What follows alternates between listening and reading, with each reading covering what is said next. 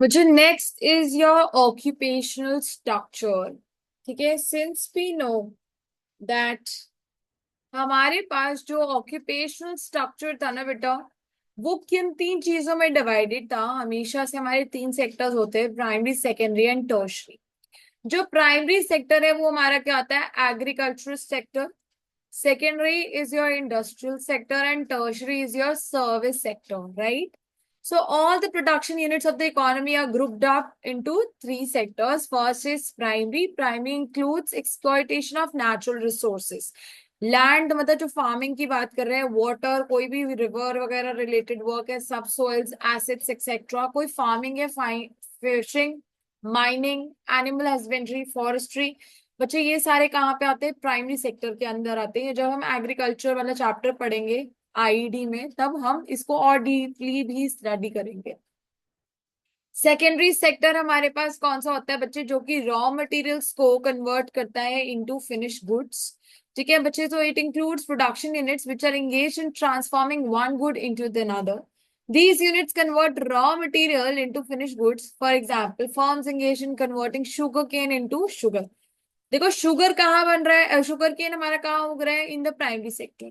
अब वो sugar cane से हमारे घर में शुगर कैसे आ रही है बच्चे, that is through the conversion activities conducted by the secondary sector.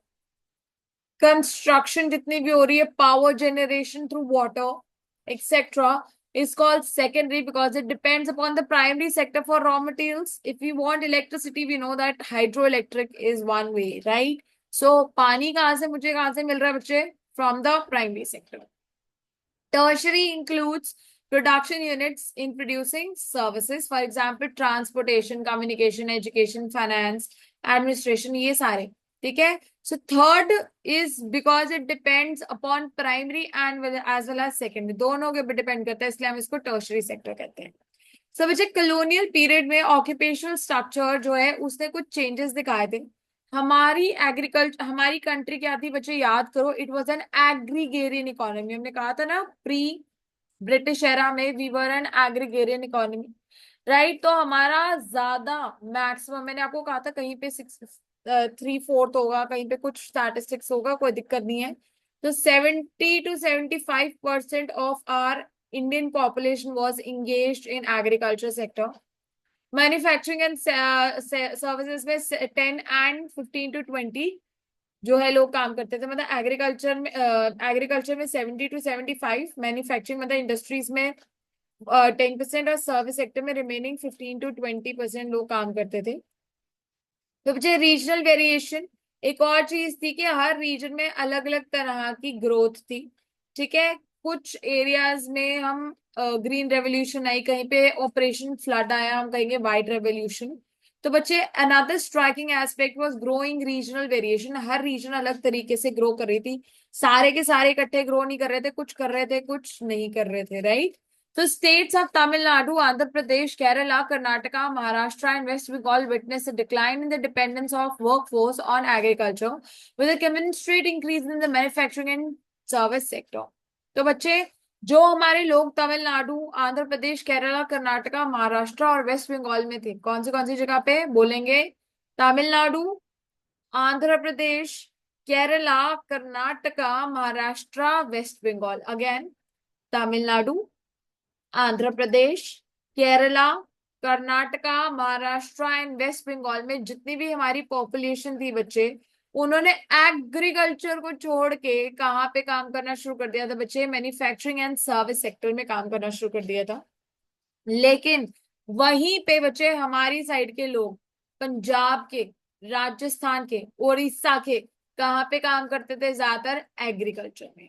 तो आप देख रहे हैं कि कितनी ज्यादा डाइवर्सिटी थी रीजन वाइज, हर लोग अलग अलग जगहों पे क्या काम करते थे। तो तीन सेक्टर्स हमारे पास शुरू से कौन से बच्चे, primary, secondary, tertiary. Primary is anything which is related to nature.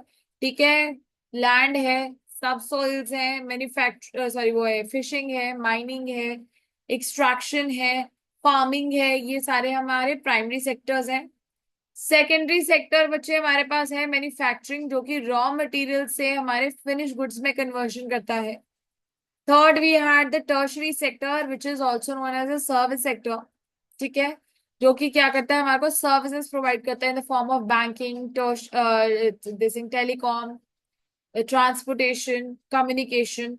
ठीक है, तो ये सारी चीजें बच्चे हमारे पास तीन सेक्टर्स हैं। फिर हम कैरेक्टरिस्टिक्स पे आए, हमने कहा हमारी 70 to 75% of the population was earlier engaged in agriculture, of which 10% was in manufacturing and services was 15 to 20%, right? And there was a lot of regional disparity.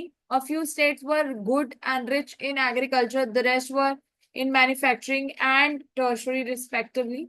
So which all states, states like Tamil Nadu, Andhra Pradesh, Kerala, Karnataka, Maharashtra, and West Bengal, they left agriculture and came into manufacturing and tertiary sector, whereas states like Punjab, Rajasthan, and Orissa, they were in agriculture. Their dependence was more in agriculture, right? So infrastructure, beta, it refers to all such activities, services, and facilities which are needed to provide different kinds of services like roads. तो infrastructure के road है, तो बच्चे the colonial administration could not accomplish much on the construction of road due to scarcity of funds. बच्चे उन लोगों को कोई खास लेना देना नहीं था कि हमारी रोड्स किस तरीके की है। अगर आपने कभी हिस्ट्री छोटे होते पढ़ी होगी तो कच्ची पक्की रोडों के बारे में सुना होगा।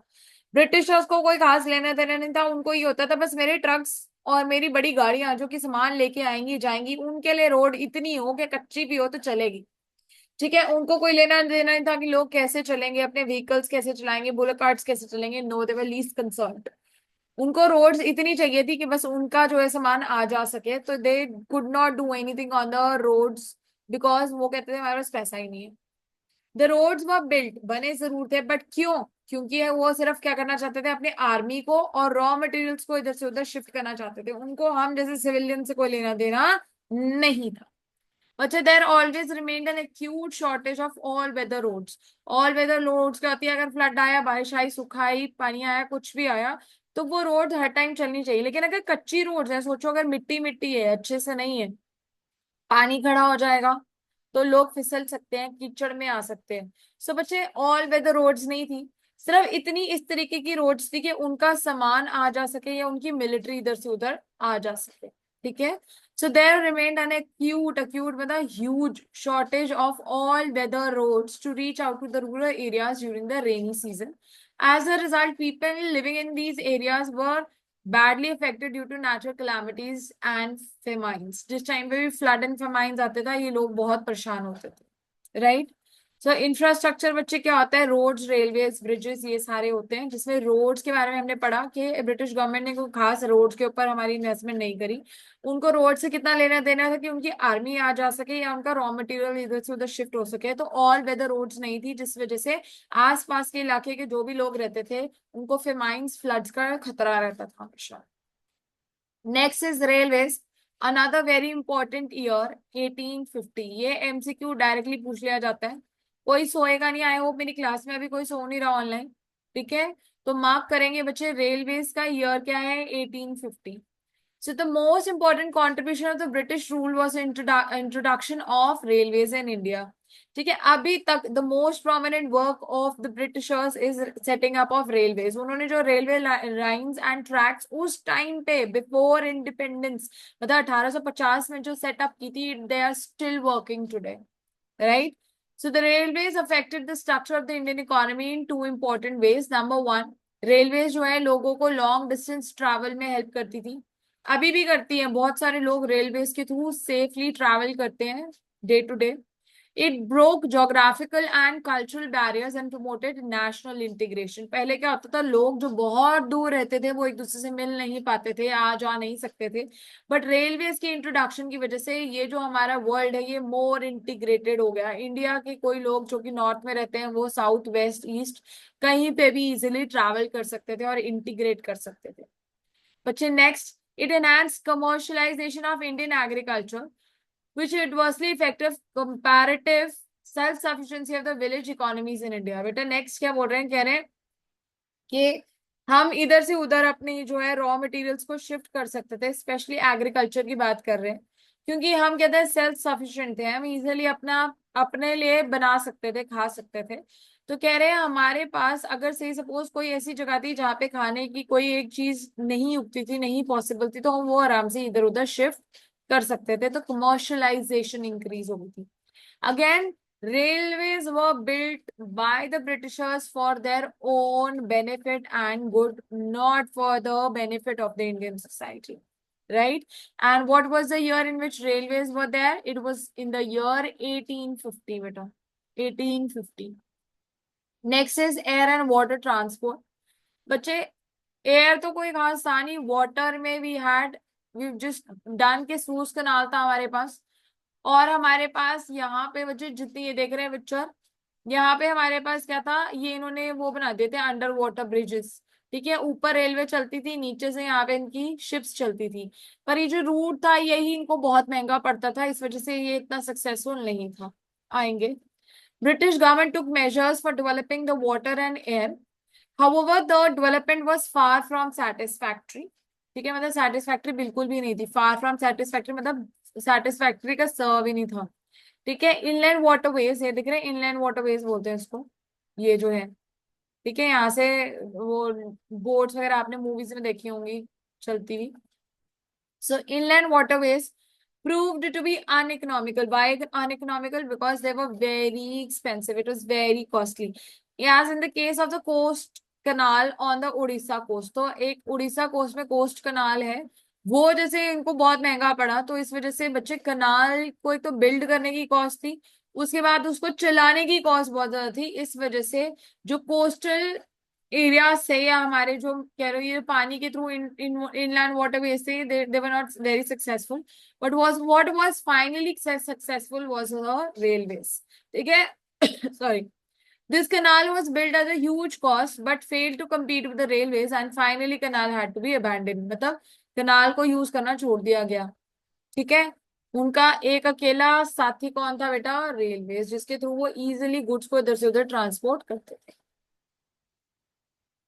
ठीक है, ये क्या, Tata airlines, a division of Tata and Sons, was established in the year 1932, inaugurating the aviation sector in India. So first aviation in India was done by Tata and Sons through Tata Airlines in the year 1932.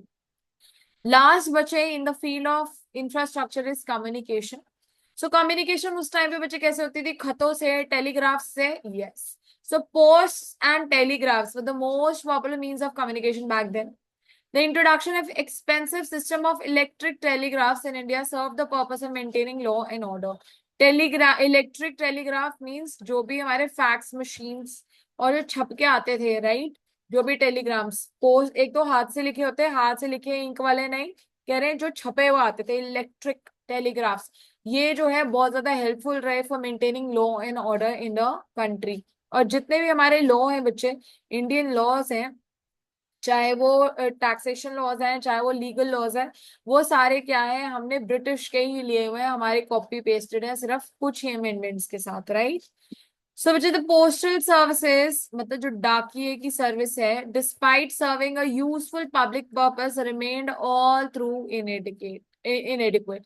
कह रहे हैं चाहे वो लोगों के लिए, हम जैसे जनता के लिए बहुत ज्यादा सही था, बट फिर भी हर इंसान के पास उसकी भी फैसिलिटी उस टाइम पे नहीं थी।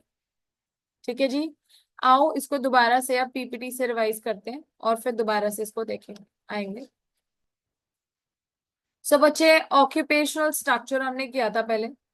It refers to the distribution of people among all the three sectors. Agriculture हमारे पास मेन सोर्स था 75, जहां पे हमने कहा था that 70 to 75 people were engaged in agriculture, 10 in manufacturing and 15 to 20 in tertiary sector। बच्चे बहुत ज्यादा रीजनल वेरिएशन थी हमारे पास, तमिलनाडु, केरला, कर्नाटका, आंध्र प्रदेश एंड हमारे पास वेस्ट बंगाल था, जहां पे जिन्होंने एग्रीकल्चर को छोड़ के मैन्युफैक्चरिंग एंड सर्विस सेक्टर में आए हैं। बाकी के तीन जो स्टेट्स थे हमारे पास, उड़ीसा, पंजाब एंड राजस्थान, उन्होंने क्या किया, एग्रीकल्चर के ऊपर ही ज्यादा काम किया। बच्चे, अनबैलेंस ग्रोथ थी, क्योंकि हमारे पास सबसे ज्यादा ऊंचा कौन सा था बच्चे? हमारे पास एग्रीकल्चर था। नेक्स्ट हमारे पास टर्शरी सेक्टर था, और सेकेंडरी तो हमारा खराब ही हो रहा था, तो इस वजह से लोप साइडेड ओनली मतलब मीन्स वन साइडेड। ठीक है, so however Indian economy at the time of independence was lopsided and backward। lopsided मतलब it was tilted more towards agriculture and बाकी दूसरी साइड को इतना कोई खास इंपॉर्टेंस नहीं था। फिर बच्चे हमारे पास हमने बात करी थी कि on the eve of independence सिर्फ हमारे पास 9% लोग जो है वो मैन्युफैक्चरिंग सेक्टर में थे। ये हमारे नोट्स में नहीं है तो we can just skip it. Infrastructure में बच्चे वी हैड रेलवेज। रेलवेज कब इस्टेब्लिश हुई थी? In the year 1850। ठीक है।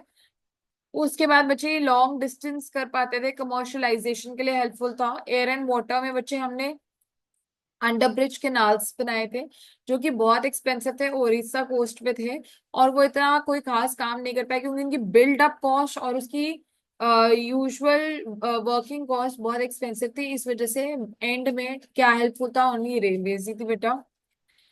रोड्स कोई खास अच्छी नहीं थी। रोड सिर्फ मिलिट्री को इधर से उधर जाने के लिए, मोबिलाइज करने के लिए या फिर सामान को मोबिलाइज करने के लिए ही हेल्पफुल थी। बाकी कोई खास ऑल वेदर रोड्स नहीं थी जो कि आसपास के एरियाज को बहुत बैडली इफेक्ट करती थी during the times of floods and famines. Next is communication. बच्चे कम्युनिकेशन जो है अनदर टर्शरी सेक्टर का बहुत अच्छा सेटअप हुआ था थ्रू टेलीग्राफ्स एंड टेलीग्राम्स। बेटा इन्होंने क्या करा था? पोस्टल सर्विसेज जो है अच्छी तो मतलब काफी थी बट दे वर स्टिल इनएडिक्वेट। और हमारे पास इलेक्ट्रिक टेलीग्राफ भी उसी टाइम पे आया था जिसकी वजह से लॉ एंड ऑर्डर जो है हमारी बहुत हेल्प करता है। Right. So what was the reason? We already discussed. Road जो है वो क्या करती थी बच्चे? रॉ मटेरियल्स वहां पे हमारे मिलिट्री तक जाने के लिए और सॉरी ब्रिटेन तक जाने के लिए, ट्रांसपोर्ट करने के लिए, और वहां से फिनिश गुड्स आने के लिए बनाई गई थी। ठीक है। या फिर आर्मी के लिए बनाई गई थी। रेलवेज जो है बच्चे वो भी सिर्फ इसलिए थी ताकि ब्रिटेन से ट्रेन यहाँ तक आ सके और यहाँ से ब्रिटेन तक जा सके। ठीक है। और उनको इफेक्टिव एंड एडमिनिस्ट्रेटिव कंट्रोल रहे पूरी की पूरी इकोनॉमी में, और वो पैसे कमाते थे ऑब्वियसली इसके through. The system of electric telegraph was introduced at a high cost for the purpose of maintaining law and order. We've discussed. Right. So next, let's move on to the this thing again. अच्छा, what is the positive contribution of the British rule? The British rule की वजह से बहुत कुछ कुछ देखो, उन्होंने हमारे बेहतरी के लिए तो कुछ किया नहीं। उन्होंने किया तो अपने फायदे के लिए था बट ऑब्वियसली क्योंकि हमारी कंट्री में रह रहे थे तो इस वजह से हम लोगों को भी कुछ ना कुछ डायरेक्टली इनडायरेक्टली फायदा हुआ उनका। तो क्या क्या पॉजिटिव कंट्रीब्यूशन थी? अब this can be directly asked as a question कि list the positive contributions of the British rule in India. So first बच्चे, first was self sufficiency in the food grain production. देखो हम लोगों को इतना नहीं पता था कि हम पहले सिर्फ खाने पे सबसिस्टेंस फार्मिंग थी हमारी कि बनाओ और खाओ, बनाओ और खाओ। ठीक है। लेकिन ब्रिटिशर्स के बाद हमें पता चला अरे यार we can even commercialise our agriculture.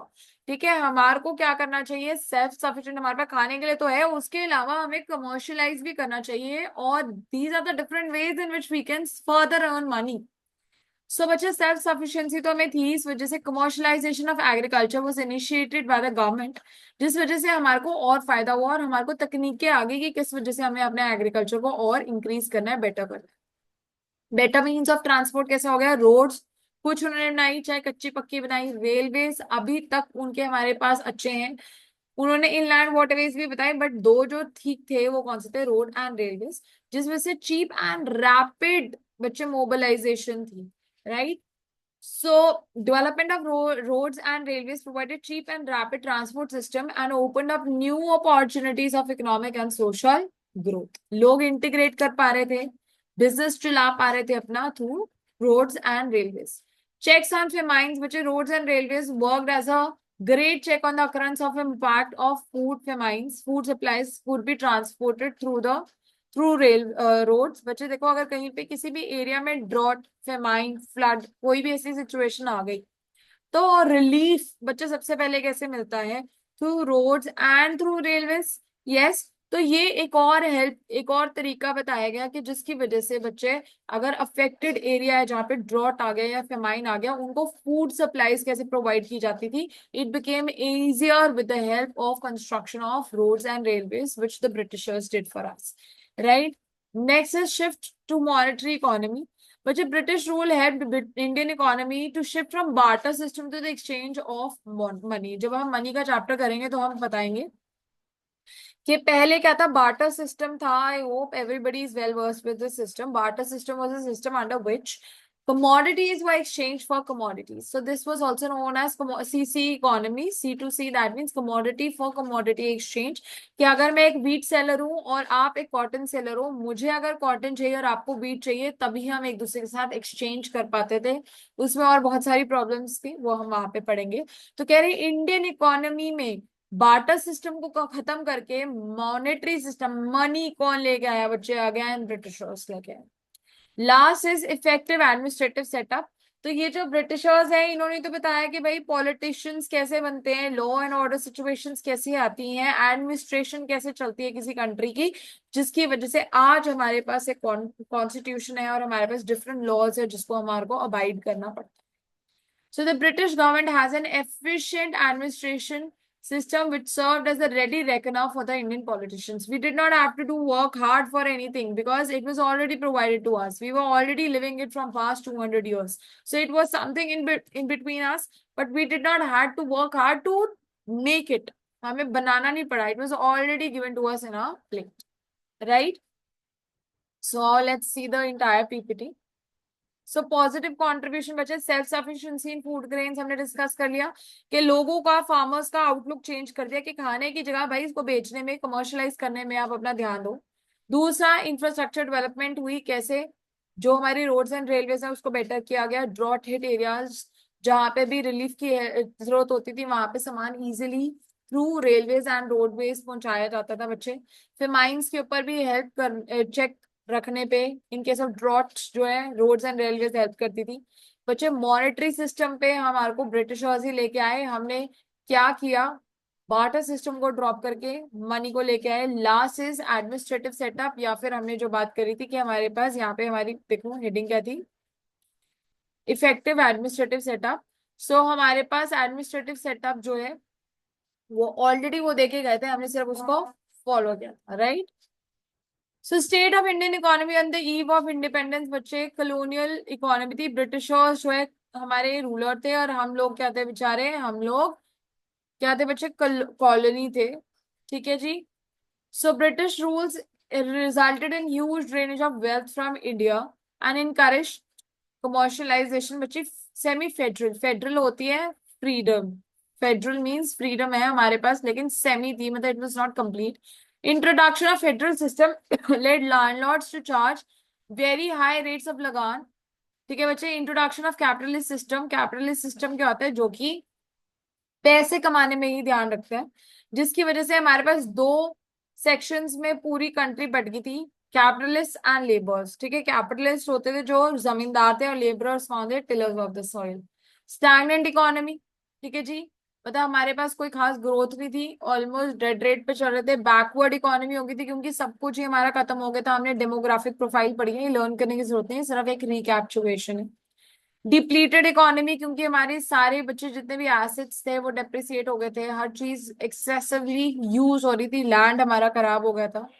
Imputed economy क्या मतलब होता है कि डिवाइड एंड रूल का सिस्टम इन लोगों ने अपनाया. इन्होंने हमारी कंट्री को caste, creed, colour, religion, language के बेसिस पे डिवाइड कर दिया और कहा, लड़ाइयां हमारे बीच में इकट्ठे करी.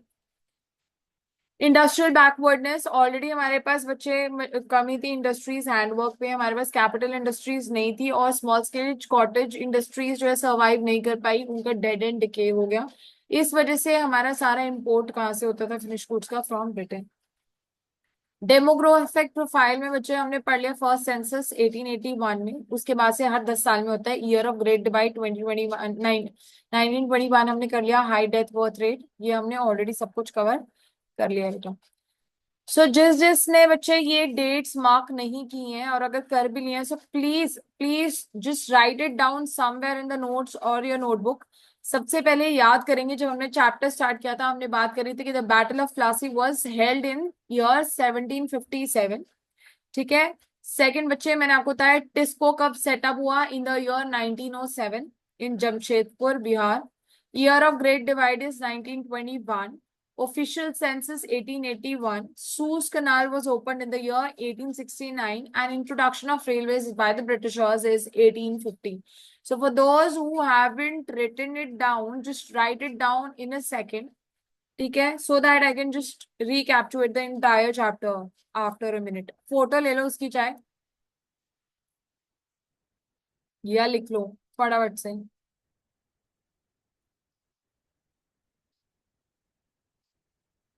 करेंगे जल्दी जल्दी।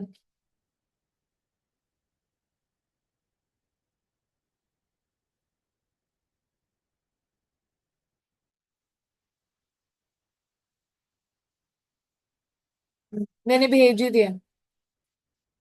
ठीक है जी। I have send it in the group only.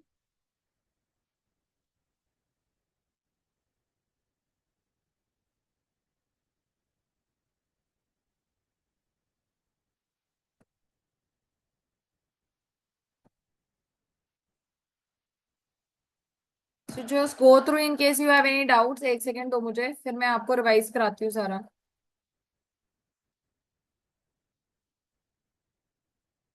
देखो, फर्स्ट मंडे वाला लेक्चर रिवाइज करा देती हूँ, आ जाओ।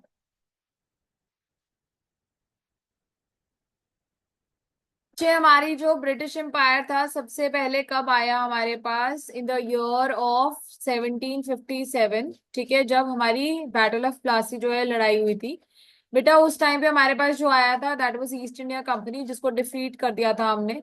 और उसके बाद हमारे पास दोबारा से कौन कौन आया, ब्रिटिश गवर्नमेंट आई बेटा। ठीक है, फिर उसके बाद बचे हमारे features of Indian economy before the Britishers came into the country was, Indian country was prosperous economy. That means हम सेल्फ रिलायंट थे, हम किसी के ऊपर डिपेंडेंट नहीं थे, हमारे पास खाने पीने के लिए एंजॉय करने के लिए सब कुछ था। Agrarian, that means two third of the entire population was engaged in agriculture only. Well known handicraft, हमारे हैंडीक्राफ्ट्स बहुत मशहूर थे, जिसमें हमने बात करी थी मुस्लिम कॉटन की, जो कि कौन पहनते थे, रॉयल्टीज पहनते थे, अमीर लोग पहनते थे, राजा महाराजा पहनते थे। ठीक है बच्चे, उसके बाद इकोनॉमिस्ट जिन्होंने अटेम्प्ट्स किए थे to this thing to estimate the national income, उनमें से कौन कौन थे मैंने आपको बताया था, उसके ऊपर डायरेक्ट क्वेश्चन आ जाता है। तो ये लर्न करना ही करना है अच्छे से।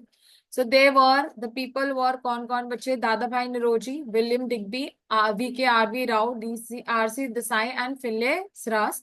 जिसमें से सबसे ज्यादा अच्छा काम किसका था, doctor V K R V Rao ji का था। Direct question can be asked, so you will have to learn it. Exploitation of the Indian rule कैसे था बच्चे, कॉलोनियल इकोनॉमी थी हमारी, हम लोग कॉलोनी थे, और जो हमारे को रूल करता था ब्रिटिश गवर्नमेंट, वो कौन थी, रूलर थी। बच्चे तो हमारे तीन सेक्टर्स, ये तीनों सेक्टर को इन्होंने बहुत बुरे तरीके से एक्सप्लॉइट किया। सबसे पहले एग्रीकल्चर सेक्टर। एग्रीकल्चर सेक्टर में ये सारी प्रॉब्लम्स आ गई थी। सबसे लैंड सेटलमेंट सिस्टम, जिसमें हम जमींदार और टिलर्स ऑफ द सॉइल की बात करेंगे। ब्रिटिश गवर्नमेंट कहती थी जमींदारों, जो तुम ओनर्स हो, तुम क्या करो, टिलर्स से, मतलब जो कि तुम्हारे लैंड लेबर है जो काम कर रहे हैं, कल्टिवेटर्स है लैंड के, उससे जितना तुम चाहो उतना लगान कलेक्ट करो और मुझे एक फिक्स्ड पोर्शन दो। ठीक है, जिसकी वजह से बेचारे जो फार्मर्स थे उनके साथ बहुत बुरा हो रहा था। Second was commercialisation of agriculture. पहले हम क्या करते थे, सिर्फ फूड क्रॉप्स बनाते थे, लेकिन हमें फोर्स किया गया to manufacture cash crops. Cash crops वो कॉटन, सिल्क, जूट, इंडिगो, ये सारी चीजें ये चाहते थे कि हम बनाएं, ताकि हमारा जो है बिजनेस और ज्यादा बढ़े। उनका वो रॉ मटेरियल्स हमसे एक्सट्रैक्ट करके आगे बाहर अपनी कंट्री में बेचते। Low level of productivity, land को इतना एक्सप्लॉइट किया गया था कि उसकी सारी जो फर्टिलिटी थी बच्चे खत्म हो गई थी। और जो हमारे ब्रिटिशर्स थे, they were least interested in improving the quality of the land, irrigation facilities वगैरह उन्होंने कोई प्रोवाइड नहीं की। दे और जो हम जैसे लोग थे, जो टिलर्स थे बेटा, they had neither the means nor any intention और एवेन्यू, मतलब ना उनके पास पैसा था, ना ही उनकी कोई इंटेंशन थी, या उनको कोई मोटिवेशन भी नहीं मिलती थी कि वो पैसा लगाएं, क्योंकि वो तो डेट ट्रैप में ही फंसने थे उसके बाद। स्कार्सिटी ऑफ इन्वेस्टमेंट, पैसे भी नहीं थे, और ना ही उनके पास इतनी थी कि वो मेहनत करके कोई पैसे ला सके। तो ड्रेनेज, इरिगेशन, ये फ्लड, फेमाइंस, इन सब के लिए हमारे पास कुछ भी एवेन्यू नहीं था। ठीक है बच्चे, फिर इंडस्ट्रियल सेक्टर में हमारी डी इंडस्ट्रियलाइजेशन हुई बच्चे, हमारी हैंडीक्राफ्ट इंडस्ट्री कंप्लीटली डिस्ट्रॉय होगी। कैसे, क्योंकि रॉ मटेरियल्स हमारे यहाँ से सस्ते रेट्स पे वो बाहर ले जाते थे, वहां पे गुड्स मैन्युफैक्चर करके हम जैसे लोगों को हाई प्राइसेस पे बेचते थे। इससे क्या होता था बच्चे, हमारी खुद की जो इंडस्ट्री थी यहाँ पे, उसमें टाइम बहुत लगता था, it was time consuming to prepare those goods. वहां पे एक तो गुड्स जल्दी बन के आते, मशीनी थे और कंपैरेटिवली सस्ते होते थे। प्रिसिशन थी, क्वालिटी अच्छी थी। तो इस वजह से बच्चे हमारी जो इंडस्ट्रीज है वो इसको टक्कर नहीं दे पाए। Second was discriminatory tariff policy. यहाँ पे क्या था, tariff free export, tariff free import from and to Britain. लेकिन बाकी सारी कंट्रीज के साथ अगर हम कुछ भी ट्रेड करते थे तो वहां पे हमारे टैरिफ्स बहुत हाई होते थे। तो इस वजह से बच्चे हमारे पास कुछ भी बचा नहीं और हमारी इंडियन हैंडीक्राफ्ट इंडस्ट्री बिल्कुल खत्म हो गई। Competition from machine made goods I have already discussed के हाई क्वालिटी एंड प्रिसिशन के होते थे, जिसके साथ हमारा हैंडवर्क का काम हम टक्कर नहीं दे पाते थे। लो लेवल ऑफ जीडीपी, क्योंकि देखो हमारी ऑलरेडी इंडस्ट्रीज जो है ना कोई न्यू सेटअप हो रही थी और जो एग्जिस्टिंग थी वो भी खत्म हो रही थी। गुड्स एंड सर्विसेज हम बाहर से इंपोर्ट करते थे और सिर्फ एक्सपोर्ट क्या करते थे, रॉ मटेरियल। तो जीडीपी पे इतना कोई खास हमारा इम्पैक्ट अच्छा नहीं था। हैंडीक्राफ्ट इंडस्ट्रीज हमारी ऑलमोस्ट पेरिश हो गई, खत्म हो गई, क्योंकि बाहर से चीप, अच्छे और प्रिसाइज गुड्स आते थे। हमारे यहाँ पे कोई भी कैपिटल इंडस्ट्री नहीं थी। फर्स्ट कैपिटल इंडस्ट्री हमारी second half of the 19th century में टिस्को के नाम से 1907 में बच्चे आई। उससे पहले कोई इंडस्ट्री नहीं थी हमारे पास यहाँ पे कैपिटल गुड। फिर limited role of the public sector. Public sector का ध्यान सिर्फ कहाँ था, टर्शरी सेक्टर में था, और वो भी अपने फायदे के लिए। Railway, communication, power, ports etcetera, Telegram, ये सारी चीजें ही वो कर पा रहे थे, हमारे लिए कुछ भी नहीं कर रहे थे। शॉर्टेज ऑफ रॉ मटेरियल में बच्चे हमारे पास क्या था, रॉ मटेरियल होता ही नहीं था, क्योंकि हमारी जो टेक्सटाइल्स थी वो यहाँ थी, लेकिन जो जूट जहाँ बनता था या जो कॉटन बनता था वो हमारा जूट कहाँ चला गया था, ईस्ट पाकिस्तान में, जो कि आज के नाम पे बांग्लादेश में कहा जाता है, वहां चला गया। फूड प्रॉब्लम, हमारी जितने भी अच्छे खाने बनाने वाली जगह थी बच्चे, सॉरी उगाने वाली जो फर्टाइल लैंड था, it went to Pakistan. So even India saw food crisis also, loss of market बेटा। इंडियन इंडस्ट्री खत्म हो गई तो हमारे पास कुछ मार्केट भी नहीं थी कुछ बेचने के लिए। जब अगर कुछ बेचने के लिए नहीं था, कोई बनाएगा ही क्यों। इंडिया फॉरेन ट्रेड बेटा, हमारे पास वही तीन चीजें थी, एक तो हम एक्सपोर्टर ऑफ प्राइमरी गुड्स बन गए and importer of finish goods बन गए। फिर हमारे पास मोनोपोली कंट्रोल किसका था, ब्रिटिशर्स का था। ब्रिटिशर्स कहते थे कि 50% ट्रेड हमें दो। सिलोन, चाइना, श्रीलंका, इन सबको ही सिर्फ वो कहते ईरान को, सिर्फ इन्हीं तीनों के बीच में और रिस्ट्रिक्टेड ट्रेड थी, उसके अलावा कहीं और अलाउड नहीं था। Drain of Indian wealth during the British rule, और जो हमारी वेल्थ थी बेटा वो उन्हीं लोगों की, उनकी आर्मीज में जो कि ब्रिटेन में रहती हैं, उनके लिए जा रहे थे। वॉर फाइटिंग एक्सपेंसेस बियर होते थे। एंड लास्ट हमारे पास क्या आता था बच्चे, जो भी और एक्स वाई जी खर्चे होते थे वो उन्हीं के पास जाते थे, हमारे पास कुछ नहीं रहता था, उन्हीं के लॉ एंड ऑर्डर के लिए जाते थे, राइट। देन ऑक्यूपेशनल स्ट्रक्चर, फिर से बता रही हूँ, एग्रीकल्चर हमारा मेन सोर्स था। रीजनल वेरिएशंस बहुत ज्यादा थी, जिसमें हमने करा था तमिलनाडु, केरला, कर्नाटका, वेस्ट बंगाल, आंध्र प्रदेश जो है वो एग्रीकल्चर छोड़ के मैन्युफैक्चरिंग एंड टर्शरी में चले गए बच्चे। उड़ीसा, राजस्थान एंड पंजाब एग्रीकल्चर में आ गए थे। अनबैलेंस्ड रीजनल वेरिएशंस थी, कुछ एरियाज कहीं पे अच्छे थे कुछ नहीं थे। लास्ट इज हमारे पास इंडस्ट्री जो है वो, अच्छा इसको, ये हमारे नोट्स में नहीं है, so we can cross it out, right. Infrastructure बच्चे हमारे पास रेलवेज का आई थी, 1850 में आई थी, ठीक है। लॉन्ग डिस्टेंस और कमर्शलाइजेशन हेल्प करता था। एयरवेज एंड वाटर में बच्चे हमारे पास कहाँ पे, इन्होंने इनलैंड वाटरवेज बनाई थी, ठीक है, जो कि इतनी ज्यादा फ्रूटफुल नहीं थी। Why, because it was very expensive. उसके बाद बच्चे रोड्स बनाई थी, इतनी अच्छी नहीं थी, वो भी सिर्फ दो ही उन्हीं के काम करती थी। एक तो क्या कि मिलिट्री आ जा सके, और दूसरा उनके गुड्स जो हैं वो फिनिश फॉर्म में आ जा सके, राइट। और कम्युनिकेशन में भी इलेक्ट्रिक टेलीग्राफ थोड़ा सा अच्छा था, जो कि किस लिए बनाया गया था, for maintaining law and order situation. Positive contribution वही है कि सेल्फ सफिशिएंसी करी थी इन्होंने, हमारे को कहा था कि सिर्फ खाओ ही मत, उससे पैसा कमाओ, कमर्शलाइज करो अपने एग्रीकल्चर को। Infrastructure development through road, railways, telegraphs, ये सारी चीजों से हुई। Check on famines, roads and railways जो है हमारी नेचुरल कैलामिटीज जहां पे भी होती थी वहां पे रिलीफ प्रोवाइड करने के लिए होता था। बच्चे हमने मॉनेटरी सिस्टम पे शिफ्ट किया through barter system during the British era only. And last administrative setup, जितने भी हमारे लॉ एंड ऑर्डर बने थे वो किसके थ्रू बने थे बच्चे, through our British government, because उन्होंने एक रेडी रेकनर, मतलब ऑलरेडी हमारे को एक बनी बनाई किताब दे दी थी कि यही किताब है, इसको चुपचाप फॉलो कर लो, ठीक है। ओके बच्चे, चैप्टर समझ आया है कि नहीं आया। रिवाइज भी कर लिया हमने आज पूरा chapter, so please give me your feedback in case you don't know anything और okay ma'am. Anything. So okay, Gurpreet, what do you say? Sabira, ma'am आगे से ma'am. Sabira, Yes, ma'am. Bhavya कह रहा ओके, भव्या ने तो बोल दिया। पीयूष एंड भविष्य, व्हाट डू यू से? मैम आ गया समझ। तो बच्चे आज क्या करेंगे, आज ही बच्चे ये सारे हमने लर्न कर लेने हैं। भव्या, मैं आपको इसकी वो पीडीएफ शेयर कर देती हूँ पर्सनली, ठीक है, क्योंकि आपके नोट्स नहीं है। Okay ma'am.